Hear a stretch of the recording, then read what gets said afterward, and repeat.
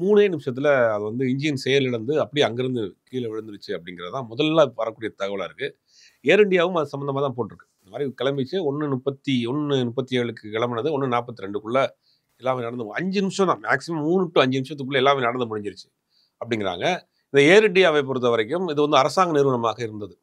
அது நடத்த முடியாம பெரும் நஷ்டத்திலாகி கவர்மெண்ட் நடத்திட்டு இருக்கப்ப அதில ஏகப்பட்ட குளறுபடிகளாகி நெறைய வீடியோ பார்த்திருப்போம். ஃப்ளைட்டுக்குள்ள வந்து எலி ஓடுச்சு.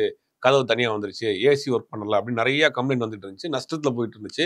தனியார் நிறுவனங்களோடு போட்டி போட முடியாமல் ஏர் இண்டியா நிறுவனம் வந்து விக்கிறதுக்கு முடிவு பண்ணிட்டாங்க. இந்திய அரசு நிறுவனமா இருந்தாலும் நடத்த முடியாம விக்கிறதுக்கு முடிவு பண்ணோம். டாடா வந்து இத டேக் ஓவர் பண்ணாங்க. இப்ப ரொம்ப கம்மியான நாட்கள் தான்.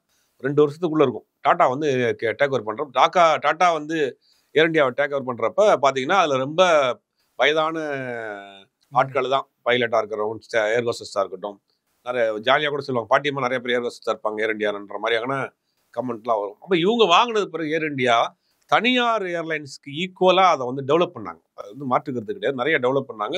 சுதார்த்தம் சொல்ல போனா, போயிங் 707 அப்படிங்கிற ஒரு புது வெர்ஷன் வந்து கிட்டத்தட்ட 500 ஃப்ளைட்ஸ் புதுசா வாங்கியிருக்காங்க. இப்ப ஒரு 6 மாசத்துக்குள்ள வாங்கியிருக்காங்க.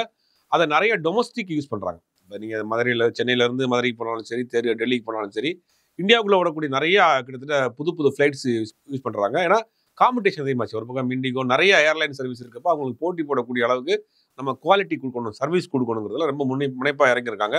நெறைய ஆஃபர்ஸ் குடுக்குறாங்க. இந்த மாரி ஏர்லைன் சர்வீஸ்க்கு.